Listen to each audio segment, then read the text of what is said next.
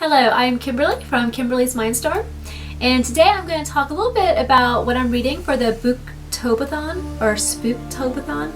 I don't really know how you pronounce that one, but it is kind of a readathon with challenges that a whole gaggle of girls created, and I'll put their information down below. And it's just so you have some spooky things to read during the month of October. And I love that season because you have a little bit more magic in the air, the leaves falling, changing colors, things of that nature. So I just love this time of year.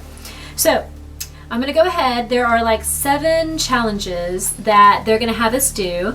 I think they're supposed to be done over a week, but I'm going to spread it out over all of October because it will take me that long to finish some of these. I just don't have much time to kind of squeeze it into that last week. So I'm going to spread it out to make sure I get to them. And I'm also combining a few. So number 1 is to read the group book.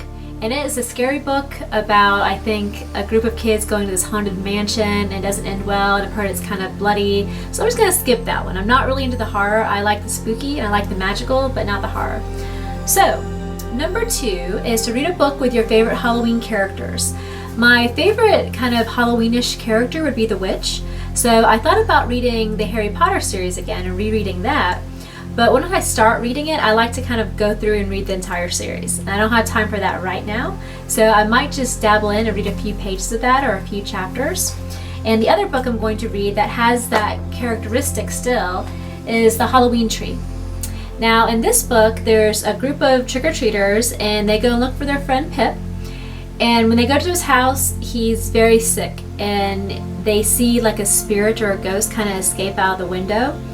And they run into this old man that says that his soul is owed to him. So they kind of go through this magical journey throughout the history of Halloween and why we do certain things of that nature. And they go by what their costume is. So you have one child dressed up as a skeleton, one as a witch, one as a mummy, and a few others. You have a few other little costumes in there. And now I've seen the DVD, but I haven't actually read the book yet. So that is another challenge, which they have is read the book and then watch the movie adaptation. So I'm going to read this book and then rewatch the movie, The Halloween Tree, and see how it differs and how it may be the same and which one I like more. Number 3 would be read a book with fall colors on it. So I'm going to read Illuminante. And this is kind of like I think kind of a mystery whodunit solve book. So they tell you the story throughout different like computer files or documents with things whited out and blacked out, and you have to kind of figure out what's happening. A lot of people really love it. It is one of those thicker books, so it may take me a while to read if I'm just reading a little bit each night. It has the fall colors, so you see like the reds and oranges and yellows, and it's just really gorgeous. So this is going to be my fall colors book.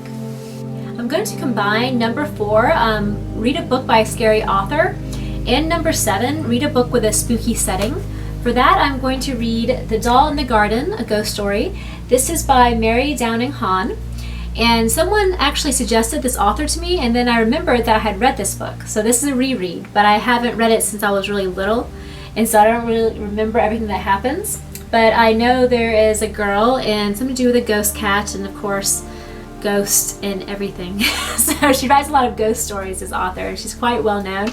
She writes children's books and adults books. So if you're interested in kind of the ghost story thing, you might want to check her out as well. For number 6, read a like scary graphic novel. I'm going to read Ghost. It is about a family who moves to a new town because there's mainly focusing on the 2 sisters, and one of the sisters is sick. And so I think the air will be better there. The town has a really strong belief in kind of the Day of the Dead festival and mentality and things of that nature. And so that plays into the plot of the book, and so we shall see more about that. In the comments below, if you'd like to share some of the books that you like to read around this time of year, whether it's a reread or something you're looking forward to read, kind of a Halloween read or a fall read, something that kind of gets you in the spirit and the magic of the season, please leave that below. And I will see you later. Thanks for watching. Bye.